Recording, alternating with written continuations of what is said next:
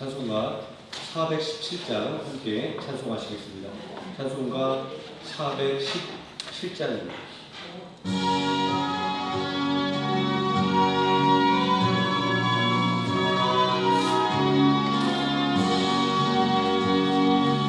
주 예수 놀는 꿈에 너를 안겨서 그 크신 사랑 안에 나 편히쉬겠네. 영광을 지나 저 푸른 바다 건너 천사의 노래소리 내 귀에 들리네. 주 예수 놀는 꿈에 너명이 안겨서 그 크신 사랑 안에 나 편히쉬겠네. 주 예수 놀는 꿈에 너변이 안기니 이 세상 악한 새로 날 해치 못하네. 슬픔과 근심 걱정 이후에 없으리. 시험이 닥쳐와도 나 영영 없겠네. 주 예수 놀는 꿈에 너명이 안겨서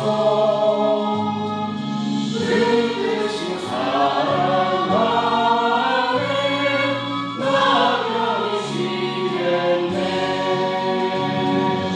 주 예수 죄인 위에 십자가 졌으니 이 만세 반석 위에 나 굳게 서겠네. 다음 지나가기까지 나 참고 기다리며 새 아침 부터 주 만나 뵙겠네. 주 예수 놀는 꿈에 너명이 안겨서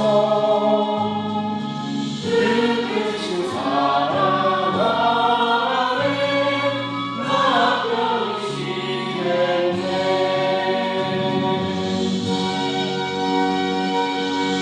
아멘. 418장 찬송하시겠습니다.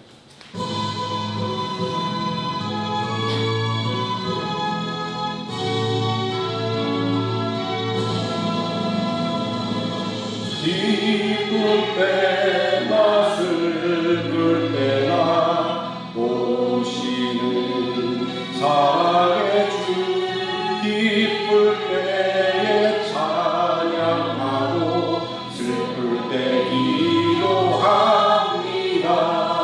사랑의 우리 주여 위로하소서.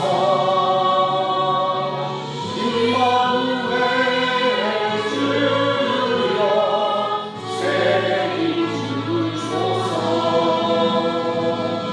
병들 때나 괴로울 때 오시는 위로의 주 믿음으로 간구하니 연약함 고쳐주소서.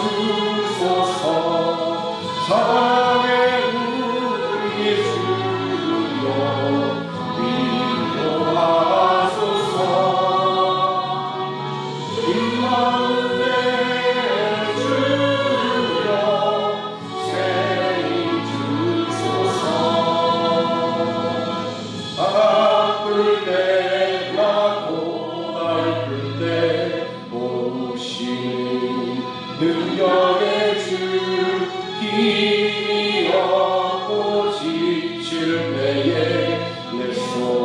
잡아주소서. 사랑의 우리 주여 위로하소서. 임마누엘 주여 세임 주소서.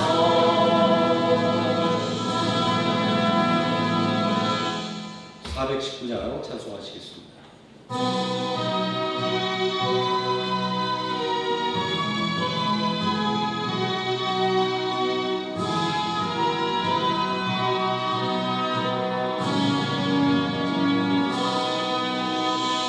주 날개미 내가 편안히시네.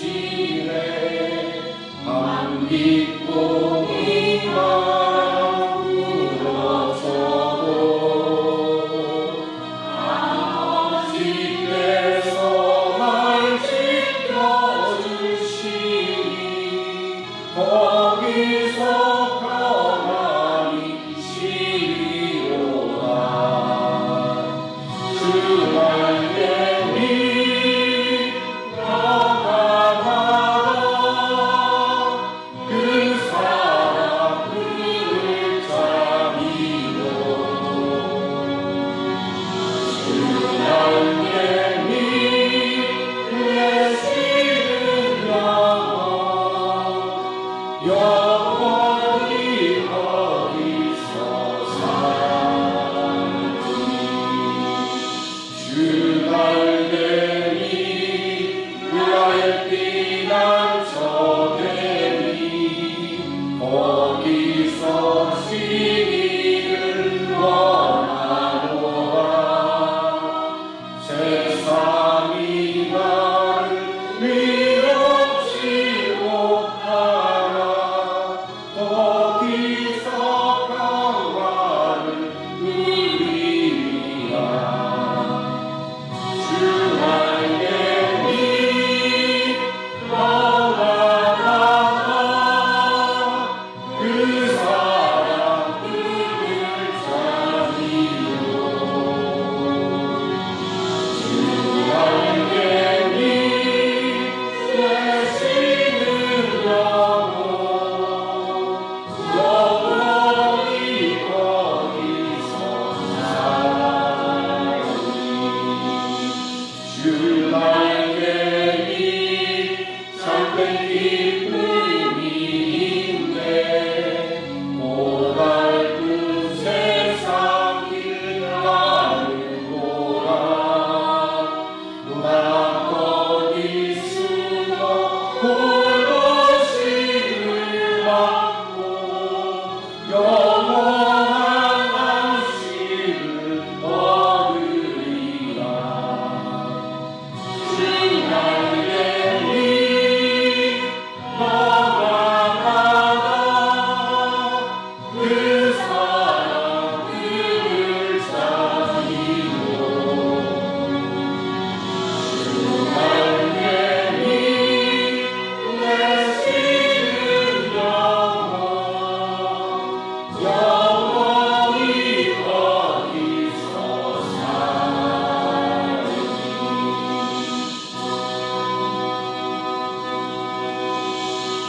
아멘. 사도신경 하심으로 신앙 고백드리겠습니다. 전능하사 천지를 만드신 하나님 아버지를 내가 믿사오며 그 외아들 우주 예수 그리스도를 믿사오니 이는 성령으로 잉태하사 동정녀 마리아에게 나시고 본디오 빌라도에게 고난을 받으사 십자가에 못 박혀 죽으시고 장사한 지 사흘 만에 죽은 자 가운데서 다시 살아나시며 하늘에 오르사 전능하신 하나님 우편에 앉아 계시다가 저리로서 산 자와 죽은 자를 심판하러 오시리라. 성령을 믿사오며 거룩한 공예와 성도가 서로 교통하는 것과 죄를 사하여 주시는 것과 몸이 된 사는 것과 영원히 사는 것을 믿사옵나이다. 아멘. 찬송가 92장 함께 찬송하시겠습니다.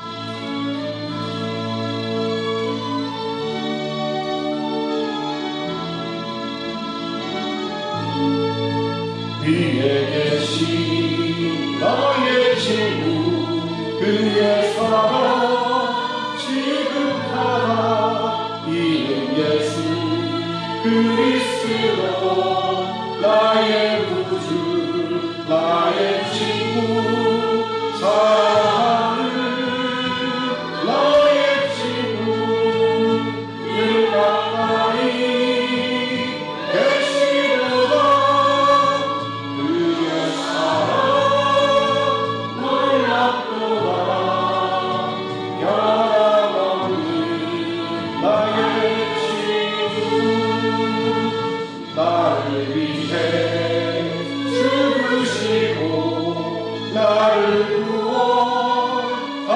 구원하셨으니 기쁘고 경배하며 찬양하리.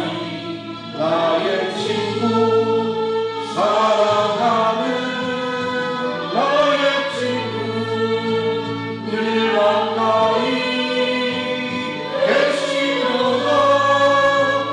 그의 사랑 놀랍도다. 변함없는 나의 친구 내 맘속에 늘 계시고 영원토록 함께하네. 가지되어 포도나무 나의 친구 사랑하는 나의 친구 늘 가까이 계시도다. 그의 사랑 놀랍도다.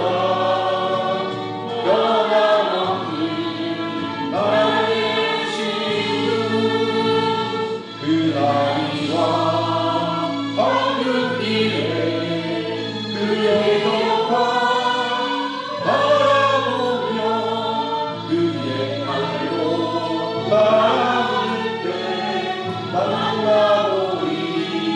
나의 친구 나는 나의 친구 늘 가까이 계시도다. 그의 사랑 놀랍도다. 변함없는 나의 친구. 아멘. 좀 반주기를 제가 20대 군대에서 군중할 때부터 써봤는데 한 30년 써도 적응이 안 되는 것 같아요. 아주 무자비합니다. 반주자들은 살짝 기다려주고 맞춰주잖아요. 근데 안 맞춰줘서 저처럼 약간 이 박치 이 경우에는 굉장히 또 어려운 찬송이 있습니다. 뭐 늘 부르는 대로 아주 좀 창피합니다.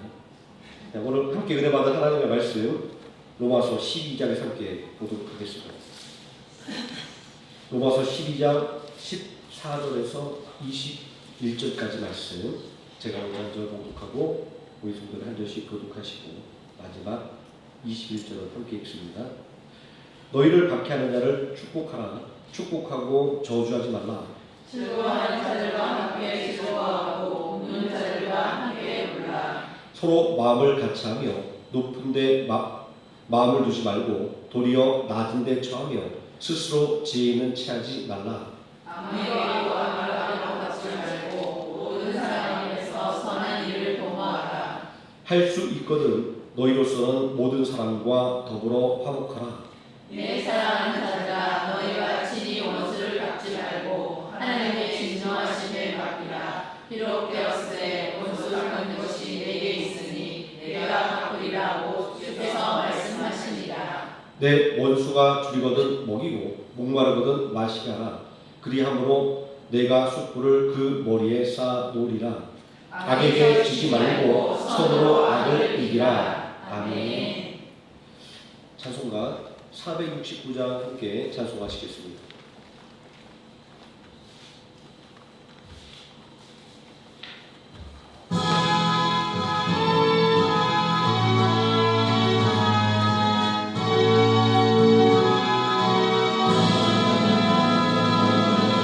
내 주 하나님 주만 따라 가게 하소서. 어떠한 역경과 괴로움이 내 옆길을 가로막아도 물리치고 가게 하소서. 환난과 슬픔 모두 이겨내고서 나 언제나 이 길로만 가게 하소서. 내 주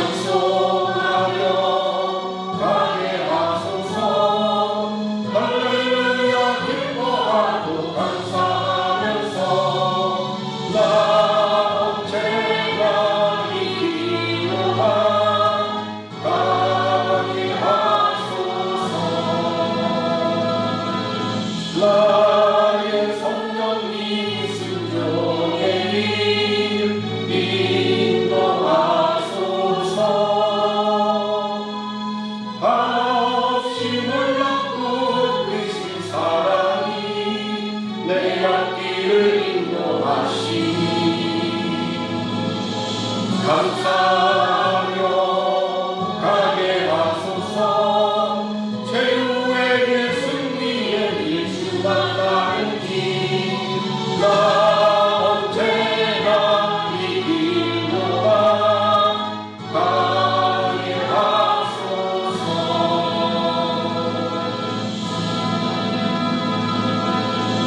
아멘.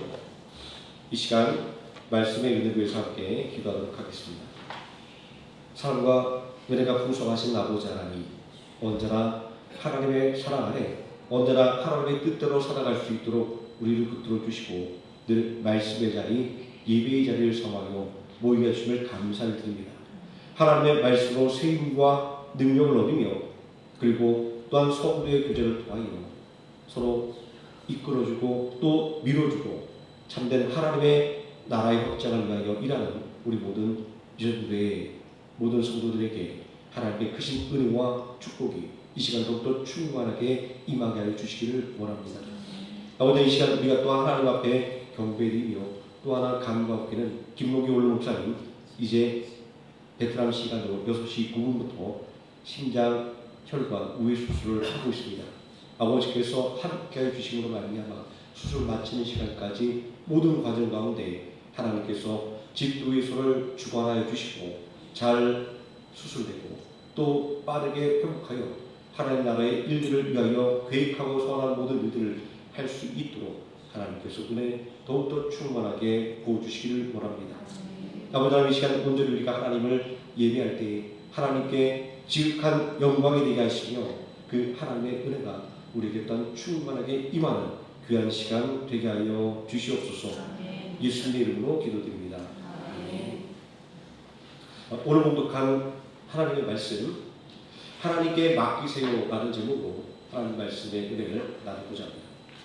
가끔 교회에 찾아오셔서 저에게 자기 살아가는 이야기를 해주시는 집사님이 있습니다. 이분은 믿음으로 살려고 노력하고 열심히 기도해 왔는데 자꾸만 자기가 바라고 원하는 방향과는 정반대로 흘러가는 상황이 너무 힘들다라고 말씀을 하십니다. 이런 이야기를 들을 때마다 제가 하는 생각이 있습니다. 요즘 유튜브를 보면 어려운 사람들을 도와주는 그런 솔루션 영상들이 많이 있습니다. 아주 사소한 부분까지 문제점을 잡아내서 해결책 방법을 제시하는 프로그램들을 보면 정말 감탄이 나올 때가 많습니다. 그러면서 이런 생각을 가끔 해보기도 합니다. 교회가, 목회자가 저러한 해결책을 제시할 수 있어야 하는 것은 아닌가라고 말입니다.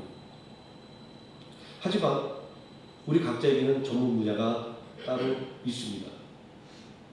교회가 그리고 목사가 문화와 정치와 경제에 대해서 알면 얼마나 알겠습니까? 알아봐야 세 배나 피라고 이야기할 수 있습니다.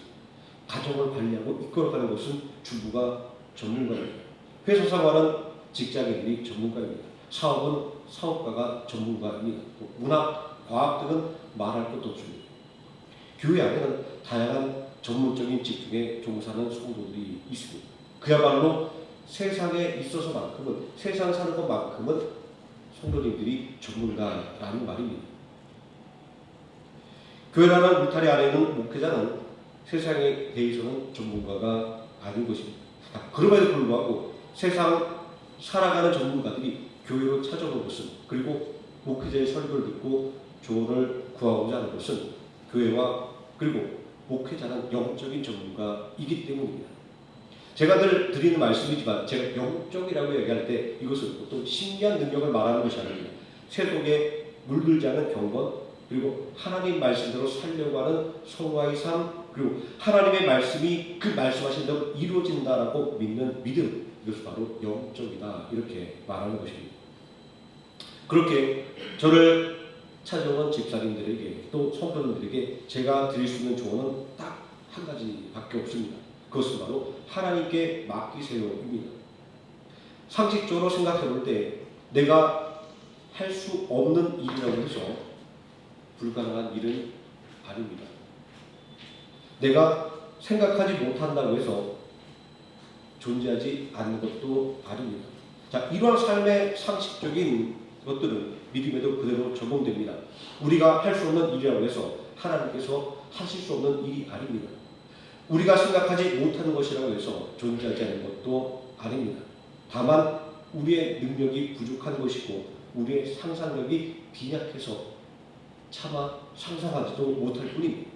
그래서 믿음은 우리에게 자꾸만 바라고 원하다라고 하는 믿음의 상상력을 가지라고 끊임없이 요구하고 있는 것입니다. 사람은 사회적인 동물이다라고 말합니다. 함께 부딪히며 살아가는 존재인 것입니다. 사회는 물론이고 교회도 마찬가지입니다. 여기서 우리의 근본적인 고민이 생겨나게 됩니다. 믿음이라고 하는 것은 모든 문제를 일순간에 소멸시켜버리는 그런 능력은 아닙니다.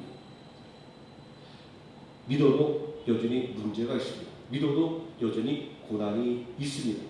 교회뿐만 아니라 인간의 삶은 언제나 이러한 문제들과 함께 살아가야만 하는 것입니다. 그렇게 열악한 인간들에게는 믿음이 더더욱 필요하다라고 저는 말씀을 드릴 수밖에 없습니다. 오늘 우리가 함께 읽은 말씀은 너희를 박해하는 자를 축복하고 저주하지 말라는 말씀으로 시작하고 있습니다. 관점을 아주 좁혀서 보면 인간관계 속에 얽혀있는 원망들을 마음속에 담아두지 말고 풀어내야 한다라는 말씀으로 이해할 수 있습니다. 그러나 당시 교회가 처했던 상황으로 관점을 넓혀서 본다고 한다면 이 말씀은 세상이 너를 속인다 할지라도 슬퍼하거나 노여하지 말라라는 의미로 이해할 수가 있습니다. 우리에게 잘 알려진 러시아 대문호 푸시킨의 시의 한 구절입니다. 교회가 국가의 핍박을 받고 있던 이 시절에 이 말씀을 받은 이들은 아마 이렇게 이해를 했을 거이라는 생각을 해보게 됩니다. 당시 모든 교회들은 로마의 핍박을 받아 있습니다. 이들의 핍박은 하지도 않은 일을 했다고 누명을 씌우는 것으로부터 시작해서 재산을 빼앗고 심지어는 생명을 빼앗는 것이었습니다. 이러한 상황 속에서 원수를 용서하라라는 말씀이 주어진 것입니다. 이렇게 보면 우리가 오늘 믿는다라고 하는 행위, 하나님 말씀대로 살아가야 된다라고 하는 것은 얼마나 어렵고 힘든 일인가라는 것을 알 수 있습니다. 손해와 핍박을 감수하고 그것도 모자라서 용서하라 이렇게 말씀하고 있으니 말입니다. 이러한 믿음의 원리 때문에 세상 사람들은 믿음을 멀리하려고 합니다. 약삭빠름과 자기 이익이 먼저 추구되는 세상의 가치관 속에서 이러한 믿음의 원리는 아주 미련한 것이기 때문입니다. 또 믿음은 뜬구름 잡는 이야기라고 생각되기 때문입니다. 하지만 세상 사람이 그렇게 생각한다고 해서 우리의 믿음이 세상을 등진 가치관이 아닙니다. 왜냐하면 믿음의 핵심은 영혼의 구원에 있지만 그렇다고 해서 삶의 구원을 외면하고 있지 않기 때문입니다. 오늘 본문 말씀에서 인간관계에 대한 지침을 주고 있는 것이 바로 그 확실한 증거입니다. 제가 이렇게 이 부분을 말씀드리고 시작하는 것은 제가 오늘 말씀 가운데 굳이 우리들의 삶의 실질적인 어떤 것들에 대해서 이야기하지 않는다라고 할지라도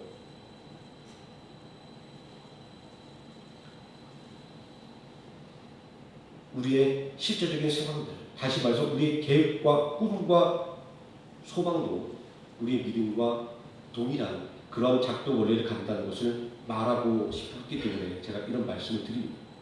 다시 말해서 믿음의 원리는 우리의 마음뿐만이 아니라 우리의 생활 전반을 이끌어가는 핵심적인 원리라는 것입니다. 그러므로 오늘 말씀에서 우리에게 주시는 너희가 친히 원수를 갚지 말고 하나님의 진노하심에 맡기라는 말씀은 단순한 인간관계에 한정된 것이 아니라 성도의 모든 삶을 하나님께 맡기라고 하는 믿음의 원리를 말하고 있는 것입니다. 수천 년 전에 쓰여진 그리스의 이야기들은 오늘도 여전히 사람들의 관심을 사로잡고 있습니다. 무엇이 그리스의 문학 작품들이 오랜 시간이 흘렀음에도 불구하고 사람들의 마음을 사로잡게 만들었을까요? 그리스 고전들에는 인생이 추구하는 원초적인 욕망들이, 그리고 스스로 높아지고 싶은 욕망, 남을 지배하고 싶은 욕망, 그리고 사적인 복수에 대한 욕망들이 고스란히 담겨있기 때문일 것입니다. 오늘 우리가 읽은 부분의 말씀만 보더라도 사적인 복수를 갈망하는 인간의 원초적인 욕망들의 인간관계에 대해서 이야기하고 있지 않습니까? 아무에게도 악을 악으로 갚지 말고 또 모든 사람과 화목하라. 그리고 너희가 친히 원수를 갚지 말고 하나님의 진노하심에 맡기라 라고 하는 말씀은 인간의 원초적인 욕망과 정반대 지점에 하나님을 믿는 우리의 신앙이 존재하고 있음을 보여주고 있습니다. 성경에서 거듭거듭 반복해서 자제하고 포기할 것을 요구할 만큼 인간이 가지고 있는 스스로 높아지고 싶은 욕망과 남을 지배하고 싶은 욕망과 그리고 사적인 복수에 대한 갈망은 인간의 본능인 것입니다. 여기서 우리는 나 자신을 쳐서 하나님의 뜻에 복종하도록 하겠다라고 하는 바울의 고백이 뜻하는 바가 어떤 것인지에 대해서 우리는 공감할 수가 있습니다. 이 말씀을 묵상하는 가운데 가장 먼저 떠올랐던 이야기가 있습니다. 우리에게 영어로도 잘 알려져 있는 그리스의 고전 일리어드의 이야기입니다. 그리스의 연합군과 트로이 간의 전쟁을 다룬 대서사시입니다. 하지만 이 대서사시의 시작은 하찮은 질투와 복수심에서 시작되었습니다. 신들의 결혼식에 초대받지 못한 불화의 여신이 분쟁의 씨앗을 신들의 한가운데 던졌습니다. 신들이 보는 한가운데 떨어진 황금사과에는 가장 아름다운 여신에게 라는 문구가 써 있었습니다. 아름다움을 자랑하는 헤라, 아테네, 아프로디테 세 여신은 서로 사과를 차지했다고 다툼을 벌였습니다. 아무도 중재할 수 없는 싸움은 양측이 파리스에게 중재를 요청하는 것으로 결론이 납니다. 각 여신들은 거절하기 힘든 엄청난 제안을 하지만 파리스는 그가 사모하고 있는 스파르타의 왕 메넬라우스의 아내 헬레나를 주겠다라고 제안한 아프로디테 여신의 손을 들어주었습니다. 가장 높아지려고 하는 욕망과 남의 아내라도 빼앗아 자기 만족을 채우려는 추악한 욕망이 결합된 순간 약 10년간의 대전쟁의 소막이 열리게 된 것입니다. 인류의 지성사의 한 획을 그는 위대한 문학작품이 말하고자 라고 하는 것입니다. 어찌 보면 이러한 인간의 추악한 욕망을 고발하는 것일지도 모르겠습니다. 이 작품의 줄거리를 간략하게 잘 뽑으면 제 말이 과장된 것이 아니라는 것에 다 동의하실 수 있을 겁니다. 이 전쟁의 시작은 아킬레스의 활약으로 그리스 연합군이 승리합니다. 이 과정에서 아킬레스가 전리품으로 차지한 의인을 연합군의 수장인 아가메논이 뺏어갑니다. 여기에 앙심을 품은 아킬레스는 전쟁에 참여하지 않습니다. 뛰어난 용사가 빠진 그리스 연합군은 어려움에 빠지게 됩니다. 불리한 전황을 타개하기 위해서 거듭 그에게 부탁한 끝에 아킬레스가 아니라 그의 사촌이 대신 나가서 싸우게 됩니다. 아킬레스의 허락을 받은 사촌은 전쟁에서 트로이의 헥토르에 의해서 전사하게 됩니다. 사촌 동생의 죽음에 분노한 아킬레스는 전쟁에 나가서 또 그 동생을 죽인 헥토르에게 복수합니다. 아킬레스의 활약으로 이제 전쟁이 그리스 연합군의 승리로 끝나기 직전이었습니다. 그때 아킬레스가 자신을 무시하는 것에 분노하고 했던 아폴로 신이 개입해서 쏜 화살에 맞아 아킬레스는 죽음을 맞이하게 됩니다. 자, 위대한 문학 작품으로 포장되어 있는 이 대서사시의 스토리가 그야말로 막장 드라마 그 자체인 것을 볼 수가 있습니다. 자, 우리가 매일 욕하면서도 막장 드라마를 시청하는 것은 그 안에 우리의 원초적인 욕망이 적나라하게 드러나 있기 때문일 것입니다. 자, 하지만 세상과 다르게 오늘 우리가 읽은 본문의 말씀은 이러한 인간의 원초적인 욕망에 아주 강력한 브레이크를 들고 있습니다. 너희를 박해하는 자를 축복하고 또 저주하지 말라. 예수님을 따르겠다라고 다짐하는 성도에게도 지키기 어려운 말씀입니다. 머리로는 이해가 되는데 우리 가슴으로는 실천할 수 없는 말씀 중에 하나이기도 합니다. 아마 누구나 마음속에는 내가 절대로 용서할 수 없죠라고 생각하는 그런 사람 한 명쯤 담고 잊고 살아가기 마련입니다. 출애굽기 21장 12절에서 22장 17절까지 말씀은 우리에게 아주 유명한 문구인 눈에는 눈, 이에는 이라고 하는 동해 보복법에 대한 것입니다. 성경에 대해서 무지하고 역사에 대해서 무지한 사람들은 이 법을 두고 하나님의 자율성이 드러나는 증거다라고 말하기도 합니다. 자, 눈에는 눈, 이에는 이라고 하는 이 동해 보복법이 세상에 큰 관심을 불러일으킨 것은 우리가 세계사 시간에 배웠던 함무라비 법전 때문입니다. 함무라비 법전의 주요 골자는 눈에는 눈, 이에는 이라고 하는 동해 보복법이었습니다. 이 법률이 추구하고 있는 것은 개인 간에 벌어지는 이 복수들을 국가가 통제하는 것으로서 사회적인 혼란을 방지하기 위한 것이었다라는 것입니다. 오늘날 우리들의 관점에 비추어서 눈에는 이에는 이라고 하는 것이 폭력적인 방법이 아니라 그 옛날 법과 질서가 제대로 갖춰지지 않았던 시절에 더 큰 복수를 방지하기 위한 최소한의 사회적인 안전장치였다라는 겁니다. 아마 누가 내 눈을 때려서 내 눈 한쪽이 멀었다고 생각해 보십시오. 그 사람은 한쪽만 빼고 싶겠습니까? 그 사람 두 눈을 다 빼도 시원치 않고 그 사람을 죽일지라도 아마 그 분함이 풀지 않을 겁니다. 우리는 그리스에 대해 서사시 일리어드의 이야기를 통해서 또 성경 말씀과 한마를 겹치는 인간의 원초적인 욕망을 강력하게 통제하는 이유를 우리는 이해할 수가 있습니다. 자, 왜냐하면 이렇게 통제되지 않은 인간의 욕망은 파괴적인 결말을 불러오기 때문입니다. 탈무드는 유대인들에게 성경 다음과는 아주 가치와 권위를 가진 책으로 인정받고 있습니다. 이 탈무드 안에 보면 우리가 쉽게 생각하는 경전이 아니라 인간이 살아가는 각양각색의 모습들이 다 들어 있습니다. 구체적인 사례들과 그에 대한 해석이 들어 있습니다. 아마 이런 것 때문에 지금도 유대인들에게 그리고 세계의 모든 사람들에게 사랑받는 책이 되지 않았는가라는 생각을 합니다. 그들은 지금도 토라 학교 또는 탈무드 학교라는 곳을 세워서 탈무드를 가르치고 배우고 있습니다. 20세기에 가장 유명했던 마빈 토케어라고 하는 랍비는 탈무드를 현대적으로 해석해서 세상에 알리는 일을 했습니다. 그가 편집했던 탈무드에서 읽었던 내용입니다. 그는 복수와 용서에 대한 가르침을 이렇게 해석해 주고 있습니다. 복수라고 하는 것은 내가 받은 그대로 돌려준다라는 것입니다. 자, 눈에는 눈, 이에는 이라고 하는 동해 보복법이 정신이 함축된 말입니다. 그런 이러한 이야기를 들려주고 있습니다. 기차 안에 유대인과 독일군 장교가 마주보고 앉아서 가고 있었습니다. 유대인이 주머니에서 담배를 꺼내서 한 개피 물자 독일군 장교가 담배를 빼서 창밖으로 던져버렸습니다. 그리고 여기는 금연액을 모르고라고 말했습니다. 그 말을 듣는 유대인은 아직 불도 붙이지 않았는데 너무한 거 아니요 라고 말했습니다. 그 말을 듣는 독일군 장교는 예비행위도 금지요 라고 말을 했습니다. 분했지만 더 이상 따질 수가 없어서 그냥 참고 가고 있는 중에 독일군 장교가 이제는 신문을 펼쳐드는 겁니다. 그 순간 이 유대인은 그 신문을 낚아채서 기차 창밖으로 던져버렸습니다.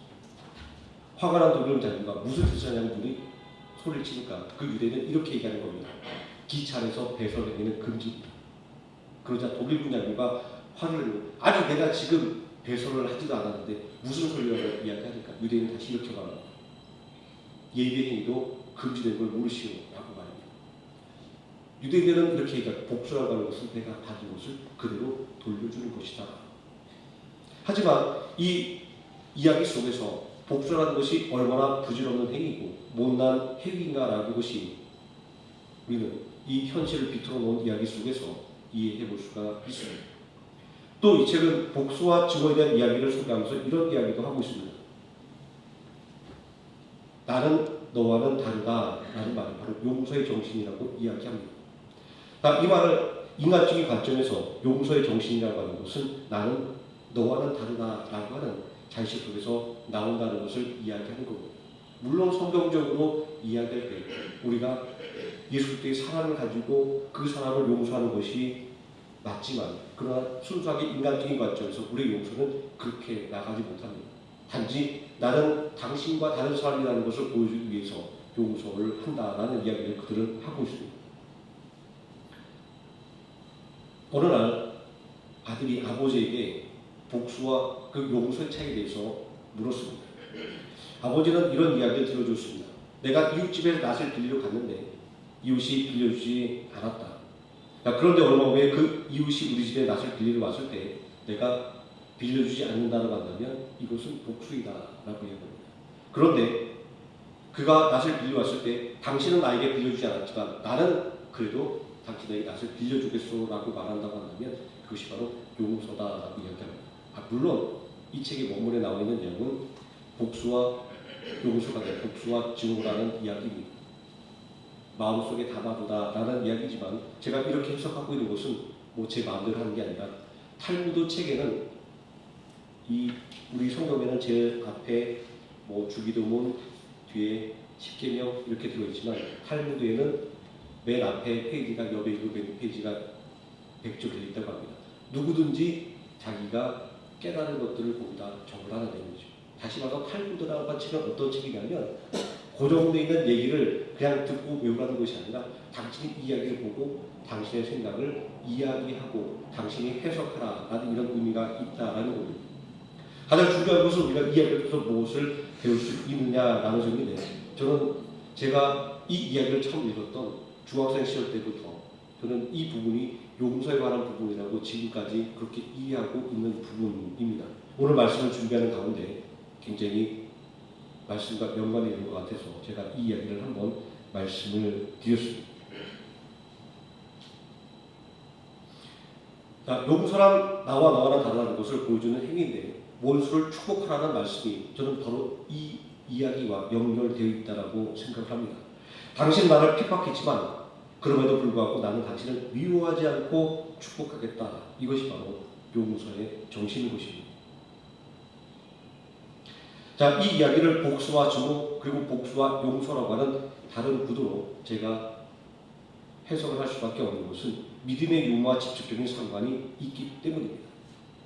자, 순수하게 증오라고 하는 말을 우리가 풀어본다고 한다면 악한 마음을 우리 마음속에 쌓아놓는 겁니다. 두고 보자 이런 마음이죠. 자, 그러니 언젠가 터지고 마는 고장난 시한폭탄과 같습니다. 다윗이 살아있던 아들 압살롬을 생각해보면 그렇습니다. 동생 나발이 이복 형에게 강간당한 비극적인 사건이 일어났을 때 압살롬은 바로 복수하지 않았지만 그 마음속에 그를 담아두었습니다. 그 결과 형을 죽여서 복수하고 마침내는 아버지의 왕위까지 발생하는 반란을 일으키게 되었습니다. 하지만 믿음은 어떻습니까? 이러한 증오가 쌓일 곳이 없도록 만들어줍니다. 왜냐하면 믿음은 하나님께 나의 모든 일을 맡기는 것이기 때문입니다. 원수를 축복하고 악을 악으로 갚지 말고 하나님의 진노하심에 맡기게 만드는 것이기 때문입니다. 유다서를 보면 원수 갚는 것을 하나님께 맡기라고 하는 아주 인상적인 말씀이 기록되어 있습니다. 유다서 1장 9절을 보면 천사장 미가엘이 모세의 시체에 관하여 마귀와 같아 변론할 때 감히 비방하는 판결을 내리지 못하고 다만 말하되 주께서 너를 꾸짖으시기를 원하노라 하였거늘 이라고 말씀하고 있습니다. 하나님 주신 권능을 가진 천사장도 원수 마귀를 스스로 정죄하지 않고 주께서 너를 꾸짖으시기를 원하노라 이렇게 말하고 있습니다. 오늘날 작은 일에 원한을 쌓고 사는 우리들에게 정말 경각심을 불러일으켜주는 말씀, 도전을 주는 말씀이 아닐 수가 없습니다.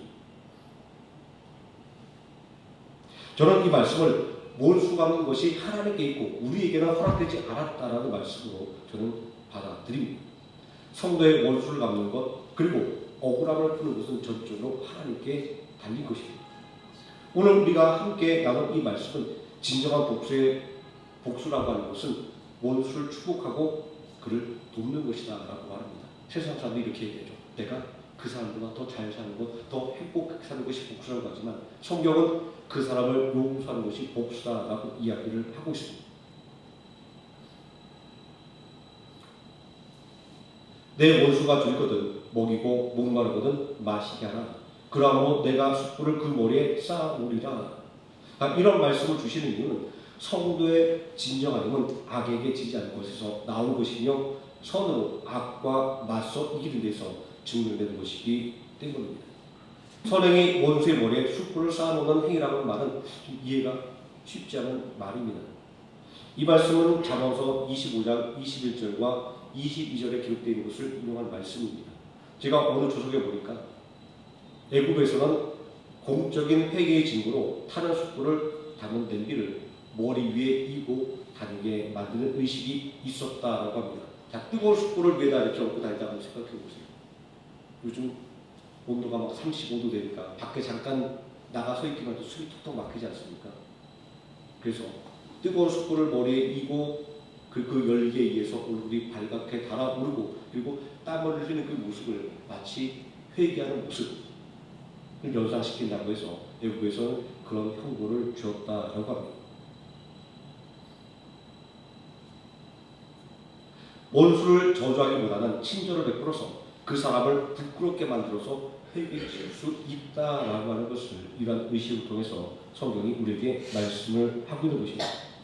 보복하고자 하는 유혹에 져서 악에게 지지 말고 선으로 악을 이기라고 하는 말씀은 원수를 사랑하라는 마태복음 5장 44절의 말씀이 불가능한 말씀이 아니라 누구든지 지킬 수 있고 지켜야만 하는 예수님의 명령을 깨닫게 만들어줍니다.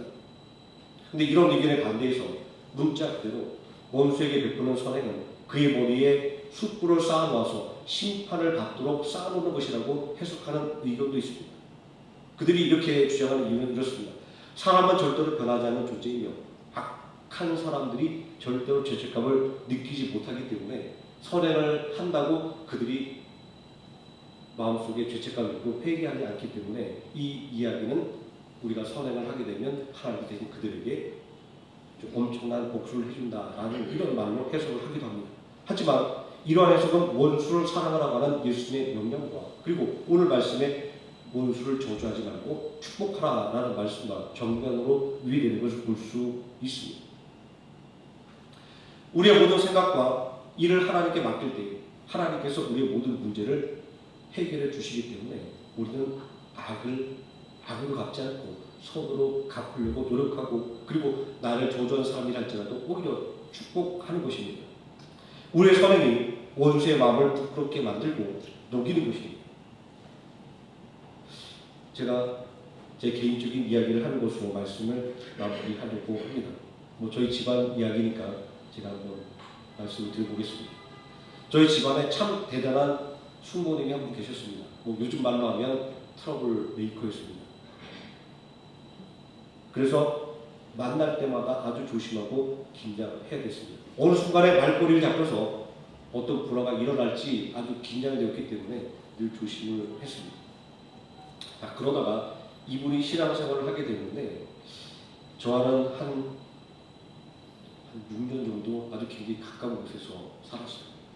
이렇게 아파트 옆동에 살았는데 저희 집에서 베란다에서 나가서 보면 그 집 문이 이렇게 보이는 그 위치에 살았어요. 그러니까 얼마나 자주 만났겠어요. 늘 길 가다 만나고 또 그래도 어른이라고 때론 밥 먹으러 가고 또 제가 나중에 그때는 제가 이제 전도사 강도사 시절이고 목사가 되었지만 늘 문제가 있으면 저희가 와서 전화 와서 상담을 하는 거예요. 가정에 문제가 있어도 상담을 하고 그런데 어떤 문제가 있냐면 그냥 교회에서 믿음으로 알아보면 전사님이고 강사님이고 목사님이지만 인간적으로 바라보면 자기는 집안의 어른이면서 조카예요. 그러니까 늘 이게 문제가 걸리는 거예요. 그래서 맨날 전화할 때마다 조카라고 얘기를 합니다. 그러다 보니까 어떤 문제가 생기면 상담하고 들어주다 보면 무심결에 하는 얘기가 있는데 말꿀과 잡히고 어디 집안의 어른한테 말꿀 없이 난리가 나는 겁니다. 전화 끊고 나면 저도 막 불이 막 삭혀지질 않아요. 너무 화가 나요. 너무 억울한 거예요. 집어오면서 말을 내가 밖에서 만났으면 진짜 내가 이럴 텐데 이런 생각. 그런데 어쩔 수가 없죠. 집안 어른이고 늘 조심하면서 이렇게 살아야만 됐습니다. 그리고 와서 제가 이제 결혼을 하고 목사안수를 받고 이제 그쪽으로 떠나게 됐었는데 그래도 자주 전화 통화를 하고 자주 저에게 이런 문제들이 있을 때마다 저에게 전화를 해주시곤 했었습니다. 근데 어느 날 아침에 전화가 오는데 그래서 전화를 받았더니 굉장히 약다가 풀이 죽은 목소리로 자기 아버지가 지금 의식을 잃은 상태로 병원에 입원해 저희 사돈 어른 병원에 입원하게 됐는데 자기 아버지에서 기도 좀 해달라고 하는 겁니다. 아버지가 아직 예수님을 믿지 않아서 구원받지 않았는데 지금 돌아가시면 안 된다고 기도를 해달라는 거예요. 그래서 알았다고 전화를 끊었습니다. 그리고 다음날 또 전화가 왔는데 아주 다급한 목소리로 그리고 울면서 저에게 이렇게 얘기하는 겁니다. 병원에 입원해서 의식을 차리지 못하고 있는데 의사가 이야기를 회생 가능성이 없으니까 집으로 모시고 가서 이제 장례를 준비하라고 이야기를 했다라는 겁니다. 근데 그 말을 듣고 제가 아주 큰 실수를 하고 말았습니다. 절대로 말꼬리 잡히면 안 되기 때문에 듣고만 있어야 되고, 그리고 최대한 말을 안 해야 되는데 아무 생각 없이 이런 말을 내뱉었어요. 그래서 엄청 그랬어요. 아침에 새벽에 기도하고 나는데 그냥 마음이 편안하던데요. 그냥 안 돌아가실 것 같은데요. 라는 말을 제가 한 거예요. 갑자기 난리가 나요. 목사님 진짜냐고. 응답 받으셨냐고. 아니 무슨 응답을 어떻게 받아요? 응답 받은 거 아니고요. 그냥 기도하니까 마음이 좀 그렇더라고요. 제가 뭐 능력이 있냐는 막 이제 말을 저는 막 회피하게 바꿨습니다. 그랬더니 제 차에 묻더니 전화를 끊는 거예요. 그때부터 막 걱정이 되는 겁니다. 이 큰일 났다 이거. 내가 기도 응답 받은 것도 아니고 진짜 목격하시고 돌아가시면 나중에 이거 어떻게 감당하지 이런 걱정이 막 너무 많았어요. 그 기도를 맡겠습니다. 하나님 진짜 이거 나도 살아야 되니까 제발 좀 살려주시고 기도를 맡겠습니다. 그날 저녁에 다음날에 전화가 왔어요. 뭐랬냐면 자기가 병원에 가서 선포를 했답니다. 의사 선생님한테. 내가 아는 목사님, 우리 집안의 목사님 있어 내가 얘기를 했더니 우리 목사님 기대보니까 안 돌아가신다 그랬더라고. 선포를 했어요. 그때 의사가 이거 미친년처럼 이렇게 쳐다보더라고요. 그리고 저희 안사동도 그렇고 이제 다른 사돈들도 이제 다 예수님을 믿는데 그분들도 하는 얘기가 참 안타깝게 쳐다보고, 그게 목사님 오셔서 진짜 자매님 마음이 안타깝고 집사님 마음이 안타까운 걸 아는데 이거 의사가 이렇게 사용하고 내렸는데 그냥 이거 준비를 하시라고. 그 젊은 목사가 알면 뭐 얼마나 알겠냐 이렇게 얘기를 하더니 저한테 얘기 전해주시라고 했어요. 사실 맞는 이야기죠. 그래서 전화를 또 끊었습니다. 근데 며칠 후에 전화가 오자 깜짝 놀랐어요. 그동안 저를 부르던 친구와 다르게 아주 다정하고 그리고 아주 존경스러운 목사님 하는 음성이 들리네요. 그래서 저는 좀 놀라고 이제 어떤 일이시냐고 전화했더니 목사님 맞은 우리 아버지 살아나셨다, 깨어나셨다고 그랬는데 진짜 할렐루야였습니다.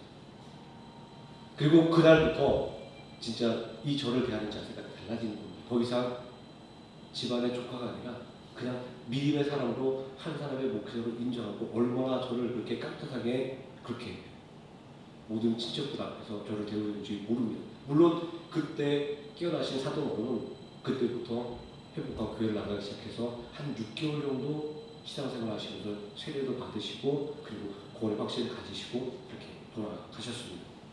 그런데 이분이 워낙 집안에서 유명하다 보니까 가끔 집안에 모일 때마다 사람들이 궁금해하는 거예요.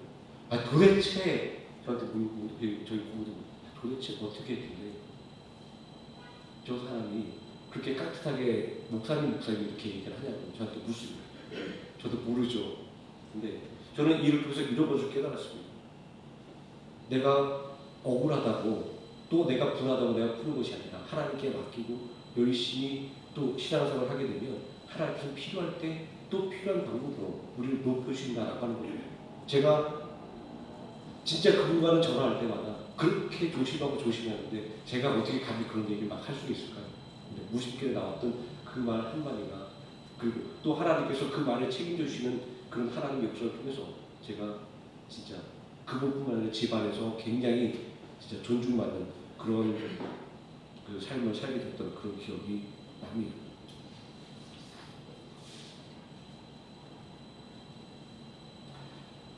진짜 사람을 높여주신 분은 하나님입니다. 하나님이 원수도 다 해결해 주는 분입니다.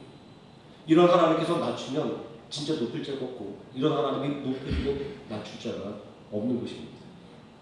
이후에 저희 집안의 수모님도 모든 일을 하나님께 맡긴 믿음의 사람으로 변화되기 시작했습니다. 전에는 호랑이도 때려잡을 것 같은 사람이 아주 이제는 순한 양이 되었습니다. 싸움을 하면 꼭 이겨야 되는 사람이 싸움이 나면 지는 사람이 되었습니다.